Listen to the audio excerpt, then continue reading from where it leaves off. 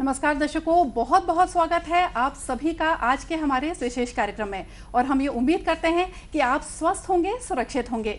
स्वास्थ्य की बात चली है साथियों, तो अच्छा स्वास्थ्य कितना बेशकीमती है, कितना अनमोल है, ये हमने जाना आजकल के मुश्किल दौर में, जब पूरी दुनिया एक बहुत ही नाजुक दौर से गुजर रही है। ऐसे में अच्छे स्वास्थ्य के लिए सही पोषण का होना भी बहुत ही महत्वपूर्ण है। और यही बात लागू होती है बच्चों के ऊपर, जो कि इस देश का भविष्य है, इस देश की नींव है। उनके लिए सही पोषण कितना महत्वपूर्ण है, ये बहुत ज़रूरी है। खास करके अगर हम महिलाओं की भी बात करें, जो कि जीवन लेके आते हैं इस धरती पर, उनके लिए सही पोषण कितना आवश्यक है। इन्हीं बातों को ध्यान में रखते हुए प्रधानमंत्री माननीय श्री नरेंद्र मोदी जी ने राष्ट्रीय पोषण माह की शुरुआत की। राष्ट्रीय पोषण माह के संबंध में और ज्यादा जानकारी लेने के लिए, इसके बारे में ज्यादा से ज्यादा बातें पता करने के लिए आज अपना कार्यक्रम में हम आपको कोशिश करेंगे हम ज्यादा से ज्यादा जानकारी आपको दे पाएं राष्ट्रीय पोषण माह के संबंध में और सही पोषण के संबंध में, कि बच्चों को और महिलाओं को सही पोषण किस तरह से दिया जाना चाहिए। इन सभी बातों की जानकारी हम लेने की कोशिश करेंगे और इसके लिए हमारे साथ हैं स्टूडियो में बहुत ही खास मेहमान। तो आइए सबसे पहले आपकी मुलाकात उनसे करवाते हैं। आप हैं डॉक्टर रश्मि मिंज, आप प्रोफेसर हैं फूड एंड न्यूट्रिशन में गर्ल्स डिग्री कॉलेज में, और आप हैं श्री मनीष यादव जी, आप फूड एंड न्यूट्रिशन बोर्ड में स्पेशल ऑफिसर हैं। तो आप दोनों का बहुत बहुत स्वागत है हमारे कार्यक्रम में। और अगर मैं कार्यक्रम की शुरुआत श्री यादव जी करूं एक बहुत ही मूल सवाल से, कि राष्ट्रीय पोषण माह, इसको मनाने के पीछे क्या उद्देश्य है? देखिए, राष्ट्रीय पोषण माह जो मनाने का मुख्य उद्देश्य यही है कि जनसाधारण और घर घर तक पोषण से संबंधित जानकारी पहुंचे और वो इसे अपनाएं, स्वस्थ रहें। इस वर्ष का जो विषय रखा गया है वो है eat right bite by bite, यानी जो भी हम भोजन ले रहे हैं अपनी थाली में, उसके हर कौर में पोषण होना चाहिए और वो हमारे स्वास्थ्य की दृष्टि से सही होना चाहिए। जी, तो ये कितने कीमती हैं ये शब्द, eat right bite by bite. इन्हीं से अगर मैं आऊं बच्चों के सवाल के ऊपर, बच्चे जो कि हमारे देश के नौनिहाल हैं और देश का भविष्य हैं, उनके लिए ये जो शब्द हैं eat right bite by bite, ये कहाँ तक सही उतरते हैं और उनके लिए सही पोषण किस तरह से जरूरी है? देखिए, बाल्यावस्था जो होती है वो विकास की अवस्था होती है और इस समय जो विकास होता है वो काफी तीव्रता से होता है। जी।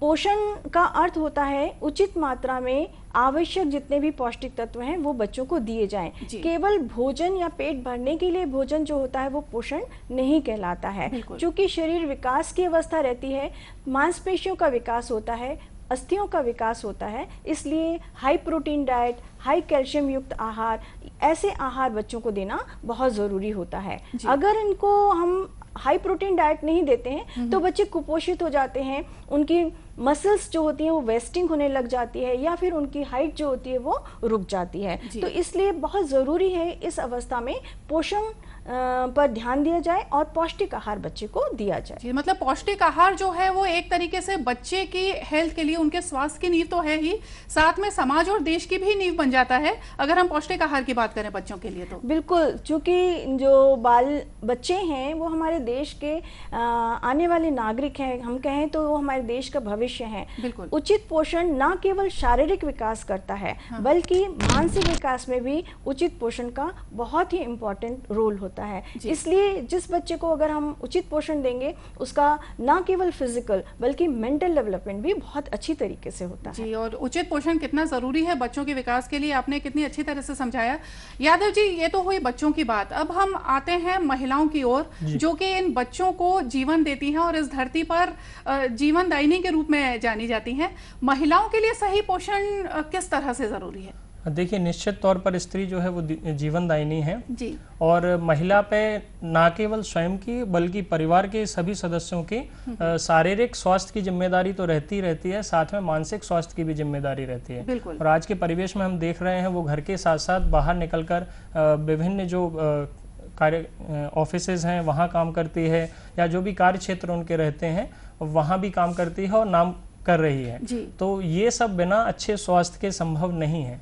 इसलिए स्त्री को पोषण के से संबंधित जानकारी होनी ही चाहिए ताकि वो अपना स्वयं का स्वास्थ्य पे ध्यान दे सके और साथ ही साथ अपने परिवार के स्वास्थ्य पे ध्यान दे सकें। जी, तो जैसा कि यादव जी ने बताया कि जो महिलाओं की स्वास्थ्य है वो कितना ज़रूरी है, बच्चों के स्वास्थ्य से भी जुड़ा हुआ है।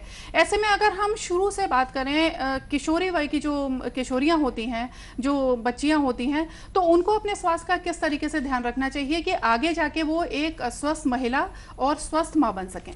बिल्कुल सही कहा मैडम आपने, क्योंकि किशोरी बालिका आगे चलकर एक स्वस्थ माँ बनेगी और एक स्वस्थ शिशु को जन्म देगी।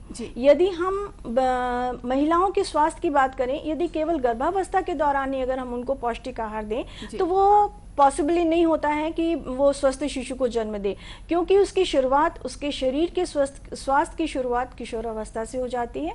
जैसे ही मेंस्ट्रुएशन साइकिल प्रारंभ होता है, उसके शारीरिक ऐसे अंगों का विकास होता है जो आगे चलकर उसको एक स्वस्थ शिशु को जन्म देने में एक महत्वपूर्ण भूमिका निभाता है। इसलिए किशोरी बालिकाओं को न केवल प्रोटीन युक्त आहार बल्कि आयरन युक्त तथा कैल्शियम युक्त पौष्टिक तत्वों को लेने की आवश्यकता है। जी, प्रोटीन की यदि हम बात करते हैं तो सोयाबीन बहुत ही सस्ता और आसानी से उपलब्ध होने वाला एक ऐसा आहार है जो बच्चों को दिया जा सकता है, किशोरी बालिकाओं को दिया जा सकता है। कैल्शियम जो है वो हस्तियों का निर्माण करता है, इसलिए कैल्शियम के लिए हम भाजियों का प्रयोग, जैसे मुनगा की भाजी है और तिल है, इन सब चीज़ों में कैल्शियम अच्छा होता है। दूध और दूध से बने पदार्थों का प्रयोग भी हमको किशोरी बालिकाओं को देना चाहिए। जी, ये तो हुई प्रोटीन और कैल्शियम की बात। अब अक्सर देखा गया है कि खास करके जो हमारे ग्रामीण इलाके हैं या शहरी क्षेत्रों की भी बात करें तो अनीमिया जो है एक बहुत ही गंभीर समस्या है, जो कि बच्चों में भी पाया जाता है और साथ ही महिलाओं में भी ये काफ़ी एक गंभीर समस्या है। तो अनीमिया को दूर करने के लिए पोषण आहार किस तरह से मददगार साबित हो सकता है? जहाँ तक एनीमिया का सवाल है, एनीमिया दो प्रकार से हम अभी देख रहे हैं ग्रामीण क्षेत्रों में, एक आयरन डेफिशिएंसी एनीमिया और दूसरा फोलिक एसिड एनीमिया।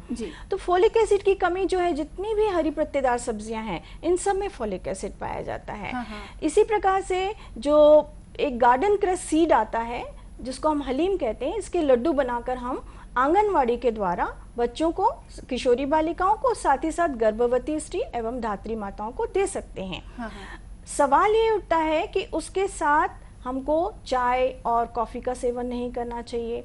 आयरन के एब्जॉर्प्शन में महत्वपूर्ण भूमिका होती है विटामिन सी की, तो हमको कोशिश करना चाहिए कि हम विटामिन सी युक्त आहार दें जिससे कि हमारा जो आयरन है वो एब्जॉर्ब हो जाए।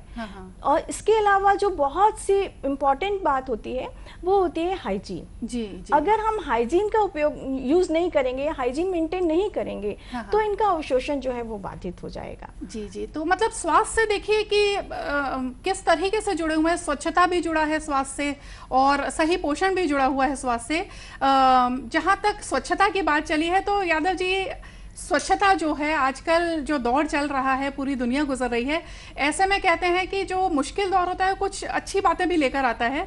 तो मेरे ख्याल से हमारे जो आम जनता है वो काफ़ी जागरूक हुई है स्वच्छता के प्रति। तो इसके बारे में आप क्या कहना चाहेंगे कि किस तरीके से हमको स्वच्छता का और विशेष ध्यान रखना चाहिए?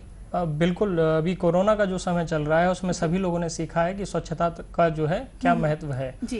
इसी के साथ पोषण को लेकर अगर हम बात करते हैं तो शारीरिक और मानसिक विकास के लिए पोषण जितना जरूरी है उतना ही उस स्वस्थ रहने के लिए जो है हमें साफ सफाई भी जरूर ध्यान रखना चाहिए। जी। जैसे कितना भी पौष्टिक भोजन हम बना लें, अगर गंदे बर्तन में या गंदे हाथों से खा रहे हैं तो वो पोषण जो आपका है वो आपको नुकसान ही करेगा, कोई फायदा नहीं करेगा। जी जी, स्वच्छता की जैसे बात कर रहे थे हम लोग, तो उसमें ये देखा गया है कि जो बच्चे हमारे बीमार पड़ते हैं, खास करके ग्रामीण इलाकों की बात करें तो उसमें कहीं ना कहीं पे स्वच्छता एक बहुत ही अहम भूमिका निभाती है। इसके बारे में आप क्या बताना चाहेंगे हमारे दर्शकों को कि इस तरह से खास करके छोटे बच्चों की देखभाल के संबंध में स्वच्छता का विशेष ध्यान रखना चाहिए कि वो कुपोषण से बचें और उनको बीमारियां ना हो?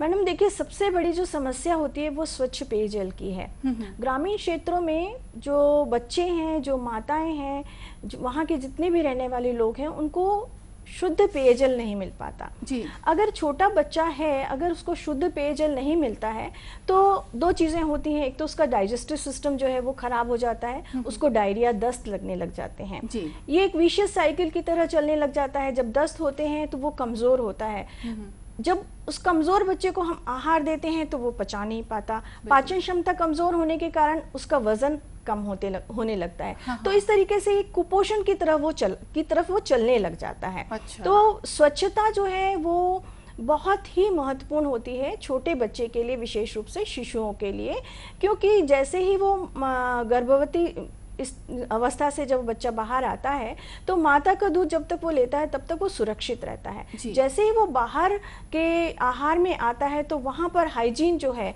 वो बहुत ही बड़ा इशू होता है, क्योंकि जो बर्तन है, जो कटोरी है, जो चम्मच है, माँ के हाथ हैं, ये जो चीज़ें अगर स्वच्छ रहेंगी तो बच्चे को इन्फेक्शन होने के चांसेस कम रहेंगे।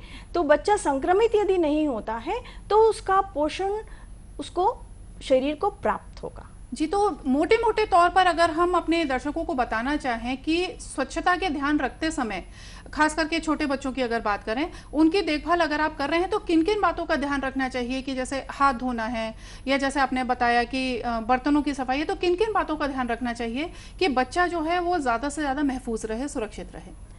इसमें मुख्य रूप से भूमिका जो होती है वो माता की रहती है कि माता स्वयं स्वच्छ रहे। जब भी वो टॉयलेट जाती हैं तो हाथ धोएं, उसके बाद बच्चे को भोजन देने से पहले वो अपना हाथ धोएं। जो बर्तन धोते हैं, बर्तन धोने का स्थान गांव में नहीं रहता। गांव में बर्तन धोने की सबसे बड़ी समस्या है, क्योंकि वो या तो उनके पास साबुन की उपलब्धता नहीं होती है, कभी मिट्टी से धो लेते हैं, कभी राख से धो लेते हैं, कभी सादे पानी से धो लेते हैं। तो ये जो प्रैक्टिस है इसको चेंज करना बहुत ज़्यादा ज़रूरी है।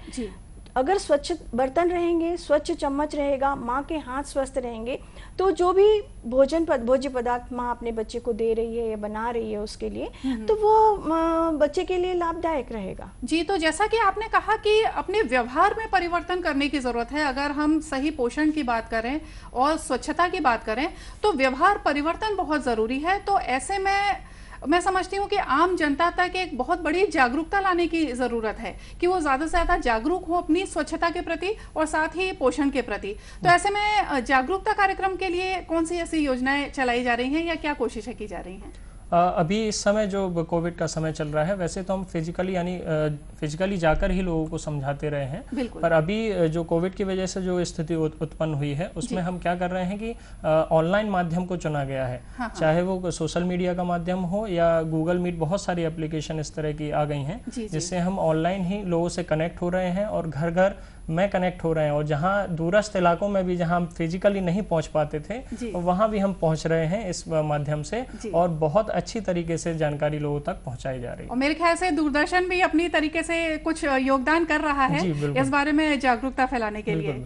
डॉक्टर मिंज, थोड़ी देर पहले बात हो रही थी कि बच्चों के आहार को लेके, बच्चा पैदा हुआ और 6 महीने तक वो स्तनपान करता है, उसके बाद जब बाहर का आहार देने की बात आती है तो वहाँ से थोड़ा सा एक गड़बड़ होनी शुरू हो जाती है। तो ऐसे में जब आहार देने शुरू करते हैं, जो बाहर का आहार है, उसमें किन किन बातों का ध्यान रखना चाहिए कि सही पोषण बच्चे को छोटी सी उम्र से ही मिलना शुरू हो जाए?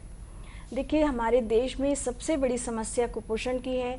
1 वर्ष से लेकर 5 वर्ष के बच्चे जो हैं वो कुपोषित हैं, और इसके कारण जो बाल मृत्यु दर है वो अभी भी सुधर नहीं रही है, मतलब कम नहीं हो पा रही है। और उसका प्रमुख कारण वीनिंग फूड है। जब तक बच्चा माँ का दूध पीता है वो पौष्टिक उसको आहार मिल जाता है। जैसे ही वो बाह्य आहार में आता है तो गाँव में चूँकि न्यूट्रिशन अवेयरनेस कम है तो वो बच्चे को डायरेक्ट एडल्ट डाइट दे देते हैं। एडल्ट डाइट का मतलब ये होता है जो आहार वो खाते हैं वही आहार बच्चे को देना शुरू कर देते हैं। अब देखिए, जो हमारा पाचन क्षमता है वो छोटे बच्चे की पाचन क्षमता नहीं होती है, वो बहुत कमजोर होता है, वो बहुत छोटा होता है। तो हमको उसके लिए विशेष रूप से वीनिंग फूड बनाना चाहिए। और ये वीनिंग फूड बहुत आसान है, घर में बनाए जा सकते हैं। जैसे दाल चावल की खिचड़ी बनाई जा सकती है। प्रारंभिक तौर में हम दाल का पानी दे सकते हैं। घर में उपलब्ध जो फल हैं जैसे केला है वो मैश करके दिया जा सकता है। अंडे की जो है, अंडे को फेंट कर अगर आप उसको हाफ बॉइल करें और उसको 1 चम्मच बच्चे को अंडा दे दें तो धीरे धीरे बच्चे के डाइजेस्टिव सिस्टम जो होता है वो स्ट्रांग होता जाता है। और साथ ही साथ उसको पौष्टिक तत्व भी मिलते जाते हैं। जी, तो मतलब हमारे आसपास ही जो पदार्थ हैं जो हम खाते हैं उसी में से थोड़ा हल्का भोजन बना के, जैसे पतली सी खिचड़ी हो गई या दाल का पानी है, चावल का पानी है, इससे शुरुआत करते हुए और हम बच्चों को फिर आगे चल के जब वो 1 साल के ऊपर हो जाए तो फिर एक आहार दे सकते हैं। बिल्कुल। यहाँ पर एक बात जो मेरे दिमाग में आई है डॉक्टर मिंज, कि हम हमेशा बात करते हैं स्तनपान की कि किस तरह से स्तनपान जो है वो बहुत ही लाभदायक होता है छोटे बच्चों के लिए। ऐसे में पैदा होते ही जो माँ का दूध है अक्सर वो हम देखते हैं कि ग्रामीण इलाके हैं उनमें फेंक दिया जाता है, तो ये आप हमारे दर्शकों को बताइए कि ये सही प्रथा है क्या?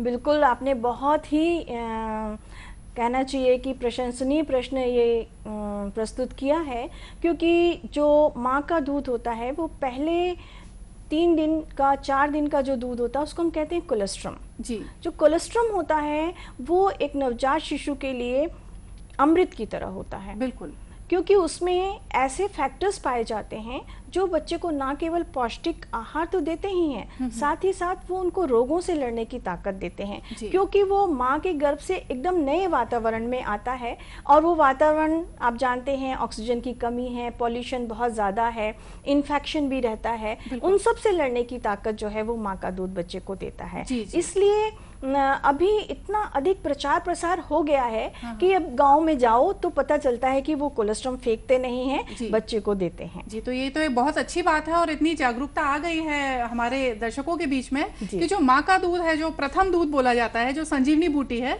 वो बच्चों के लिए कितना जरूरी है ये हमारे दर्शकों की समझ में आ गया है। श्री यादव, अगर मैं बात करूं वापस से राष्ट्रीय पोषण माह की तरफ अगर चलें तो इसके प्रमुख उद्देश्य क्या हैं? 2 उद्देश्य हैं। एक तो कुपोषण यानी जो बच्चे कमजोर हैं उनका चिन्हांकन करना जी। और दूसरा भी प्रमुख रूप से छत्तीसगढ़ में अगर हम बात करें तो गंभीर कुपोषित बच्चों का चिन्हांकन और पोषण वाटिका पे बहुत अधिक जोर दिया जा रहा है। जी जी। तो कुपोषित बच्चों का जो चिन्हांकन जो है वो आंगनवाड़ी के लेवल पर कई कार्यक्रमों के माध्यम से किया जाता है। जैसे हर महीने उन बच्चों का वजन होता है और उनका जो है एक प्रॉपर रिकॉर्ड बनाया जाता है। जी जी। यदि कोई बच्चा कमजोर लगता है तो और भी सारी जांचें की जाती हैं और यदि उसकी स्थिति में सुधार नहीं है तो सलाह भी दी जाती है कि वो अपने बच्चे को एनआरसी ले जाए। जी जी जी। इसके अलावा पोषण वाटिका पे जोर इसलिए दिया जा रहा है कि यदि लोगों के पास जगह है तो वो स्वयं की जो छोटी छोटी चीजें गमलों में उग सकती हैं या छोटी जगह पे आसानी से उग सकती हैं, सब्जियां हो सकती हैं, वो उस वाटिका में लगाए, उगाए और वो उनका उपयोग करें। इसका फायदा ये होगा कि एक तो आजकल रसायनों का उपयोग बहुत ज्यादा हो रहा है, तो उन्हें जो है बिना रसायन के जो है सारी सब्जियां या फल जो भी वो लगाना चाहते हैं अपनी पोषण वाटिका में या घर के पीछे आंगन में जितनी भी जगह है, तो वो उन्हें केमिकल से रहित उनको वो सारी चीजें प्राप्त हो जाएंगी। जी, तो ये तो एक बहुत ही प्रशंसनीय कदम है जो पोषण वाटिका का आपने उल्लेख किया कि ये जो जागरूकता एक तो पर्यावरण के संरक्षण के प्रति भी बच्चों में बढ़ती है और किसी भी जगह का इस्तेमाल कर सकते हैं सब्जियां उगाने के लिए, फल उगाने के लिए। अपना किचन गार्डन हो गया या टेरेस हो गई, जो घर की छतें हैं या छोटे छोटे गमले हैं। और ऐसा अक्सर देखने में आ रहा है आजकल कि इतनी जागरूकता बढ़ गई है कि जो स्कूल हैं, जो सरकारी शालाएं हैं, वहां पर भी बच्चों को प्रेरित किया जा रहा है पोषण वाटिका को बढ़ाने के लिए। बिल्कुल, अभी आंगनवाड़ी में भी योजनाएं चल रही हैं कि जिन आंगनवाड़ियों में जगह है या वहाँ भी पोषण वाटिका लगाई जा रही है। बहुत सारे पौधे जो छोटे छोटे पौधे लगाए जा सकते हैं, जो उग सकते हैं, उन्हें लगाया जा रहा है, उनका इस्तेमाल भी किया जा रहा है। जी, डॉक्टर मेन, जैसा कि अभी यादव जी ने बात की कि बच्चों का चिन्हांकन, जो कुपोषित बच्चे हैं उनका चिन्हांकन किया जा रहा है, तो छत्तीसगढ़ की अगर हम बात करें, अपने प्रदेश की बात करें, तो यहाँ पर पोषण की क्या स्थिति है बच्चों और महिलाओं में? हमारा जो प्रदेश है, छत्तीसगढ़ प्रदेश है, वो बहुत ही रिच है। जहाँ तक भाजियों का सवाल है तो जितनी भाजियाँ हमारे प्रदेश में मुझे लगता है उपयोग में लाई जाती हैं उतनी पूरे देश में कहीं नहीं होंगी। 36 प्रकार की भाजियाँ हम लोग प्रयोग में लाते हैं। जो छत्तीसगढ़ी पारंपरिक आहार है उसमें हम देखते हैं कि जो भाजियाँ वो हमेशा दालों के साथ बनाई जाती हैं। किसी भाजी में चना दाल डलती है, किसी भाजी में मूंग दाल डलती है। अगर दाल नहीं डालते हैं तो वो छाछ का प्रयोग करते हैं, खट्टी सब्जी बनाते हैं। तो पारंपरिक आहार अगर हम देखें छत्तीसगढ़ का, वो बहुत रिच है। लेकिन समस्या ये है कि अब हम आकर्षित हो गए हैं ब्रेड बटर और मुरमुरे, कुरकुरे और चिप्स की तरफ। खास करके शहरी क्षेत्रों में तो ये बड़ी भारी समस्या है। मैडम ग्रामीण क्षेत्रों में भी बच्चे जो हैं या महिलाएं हैं या पुरुष हैं, वो अपने बच्चों को कुरकुरे दिलाकर बड़े गर्वान्वित महसूस करते हैं कि हमारी जो परचेजिंग पावर है वो बढ़ गई है, लेकिन उसको हमको डिस्करेज करना है। पारंपरिक आहारों का प्रयोग करने के लिए बच्चों को प्रोत्साहित करना है। जी, ये बहुत अच्छी बात आपने बोली कि पारंपरिक आहार जो है वो अच्छे स्वास्थ्य के लिए कितना जरूरी है, बच्चों के लिए और मेरे ख्याल से बड़ों के लिए भी। और जो हमारे दादा नाना खाते थे जिन पारंपरिक पकवानों को, उन्हीं को हमको अगर हम खाने लगें तो काफी हद तक हम अच्छे स्वास्थ्य को बना सकते हैं। तो मैडम कुछ मैं अगर आपका फायदा लेते हुए अगर कुछ दर्शकों को जानकारी देना चाहूं कि ऐसे कौन से पारंपरिक पकवान हैं, खाद्य पदार्थ हैं जो कि हम बना के और अच्छे पोषण की तरफ बढ़ सकते हैं। जी बिल्कुल, देखिए छत्तीसगढ़ में एक डिश बनती है बफौरी। बफौरी जो होती है वो स्टीम्ड डिश होती है। देखिए हमारे यहाँ पोषण प्राप्त करने के लिए भोजन बनाने की विधियों पर भी ध्यान देना जरूरी है। तो जो स्टीम्ड मेथड होता है कुकिंग का, वो बहुत ही सर्वोत्तम होता है, उससे पौष्टिक तत्वों की हानि नहीं होती है। तो बफौरी है, जैसे इड़हर की कढ़ी बनाई जाती है। इड़हर में पत्ते का भी प्रयोग किया जाता है, बेसन का भी प्रयोग किया जाता है और दही का भी। इस तरीके से ये बहुत ही पौष्टिक होते हैं। और हमारे यहाँ चीला बहुत खाया जाता है, तो हम इसमें वैल्यू एडिशन कर सकते हैं। वैल्यू एडिशन का मतलब, जैसे हमने चीला बनाया तो उसमें हम बारीक बारीक पालक की पत्ती काट के डाल दे सकते हैं, गाजर किस के डाल सकते हैं। अगर हम कोई और डिश बना रहे हैं उनमें हम मेथी भाजी डाल सकते हैं, तो उसको हम वैल्यूज का एडिशन हो जाता है। वैल्यू एडिशन के कारण क्या होता है, फूड डाइवर्सिटी, फूड वैरायटी जो होती है वो बढ़ जाती है। अच्छा, तो ये मतलब हम अपने आसपास ही अगर देखें, और जो कि आजकल एक नारा है कि वोकल फॉर लोकल, तो ये खाने पर भी ये चीज़ अप्लाई होती है कि जो हम अपने आसपास के जो खाद्य पदार्थ हैं उन्हीं को उपयोग करते हुए हम अच्छा स्वास्थ्य पा सकते हैं और सही पोषण भी पा सकते हैं। अगर हम बात कर रहे हैं यादव जी अनीमिया की, वापस से, क्योंकि एक बहुत ही गंभीर समस्या है, तो वापस से मैं इस विषय पर आना चाहूँगी कि अनीमिया की अगर हम बात करें तो खास करके हमारे प्रदेश में बच्चों में जो अनीमिया है और जो महिलाओं में अनीमिया है, उसके लिए कौन कौन सी योजनाएं चलाई जा रही हैं कि ये समस्या जो है वो दूर हो सके। एनीमिया दूर करने के लिए आंगनवाड़ी के माध्यम से भी, अब जो भी प्लेटफॉर्म मिलता है उसके माध्यम से यही जानकारी दी जाती है कि हमें क्या करना है कि जिन चीज़ों में या जिन सब्जियों में, फलों में आयरन अधिक मात्रा में पाया जाता है उनका उपयोग करना है। जैसे अनाजों से भी हमें आयरन मिल जाता है, दालों से भी आयरन मिल जाता है, अगर अंकुरित खाते हैं तो आयरन मिल जाता है। इसके अलावा हरी पत्तेदार सब्जियों से हमें आयरन मिल जाता है। ये सारी चीज़ें हमें जो है अपने भोजन में शामिल करनी है। और आयरन के अवशोषण के लिए, ताकि आयरन हमारे शरीर में जो है अच्छी तरह से अवशोषित हो सके, तो इन सारी चीज़ों के साथ में हमें एक विटामिन सी से युक्त जो है पदार्थ या जो फल कह सकते हैं हम, वो लेने चाहिए। जैसे परंपरा चली आ रही है कि जब भी हम दालों का उपयोग करते हैं या सलाद का उपयोग करते हैं तो उसमें नींबू मिलाया जाता है। तो नींबू में जो है विटामिन सी होता है, तो जो है आयरन का अवशोषण हमारे शरीर में बढ़ा देता है। जी, मतलब ये आयरन के साथ साथ हमको विटामिन सी लेना भी बहुत जरूरी है। जैसे टमाटर है, नींबू है, संतरा है, ये जो फल सब्जियां हैं, ये अगर हम ले तो काफी हद तक मेरे ख्याल से आयरन की कमी को दूर कर सकते हैं। और कौन कौन से ऐसे पारंपरिक पदार्थ हैं जो कि महिलाएं ले सकती हैं रोजमर्रा की जिंदगी में? जरूरी नहीं है कि उसको दवाई के तौर पर लिया जाए, जिससे कि उनके अंदर एक जो कमजोरी होती है या जो खून की कमी है वो ज्यादा से ज्यादा दूर हो सके। किशोरियों और महिलाओं की बात करें जी, जैसा आपने कहा कि गो लोकल, तो मैं भी इसी बात को आपकी एंडोर्स करना चाहती हूँ कि जो लोकल फल और सब्जियां हैं उसमें विटामिन सी सबसे ज़्यादा आंवले में पाया जाता है। और हमारा जो छत्तीसगढ़ है जंगलों से भरा हुआ है, वहाँ पर आंवला बहुत आयत से हमको मिलता है। तो अगर आंवले का प्रयोग किया जाए, साथ ही साथ जाम, जिसको हम अमरूद भी कहते हैं, बिही भी कहते हैं, ये एक लोकल फ्रूट होता है। इसका यदि प्रतिदिन उपयोग करते हैं तो विटामिन सी हमको अच्छी मात्रा में मिलता है। इसके अलावा जो आयरन की जहाँ तक बात है, तो मेथी भाजियाँ और अन्य भाजियों में आयरन पाया जाता है। वैसे आयरन जो है एक बहुत ही ज़िद्दी एलिमेंट है, क्योंकि ये हम जितना भी हम अपनी बॉडी में ले लें, ये केवल 5 to 10% ही हमारी बॉडी उसको अवशोषित कर पाती है। तो इसके लिए हमको विशेष ध्यान देने की आवश्यकता होती है। कुछ ऐसे तत्व हैं, जैसे एक है गार्डन क्रेस सीड, जिसको हम कहते हैं, हलीम भी उसको कहा जाता है।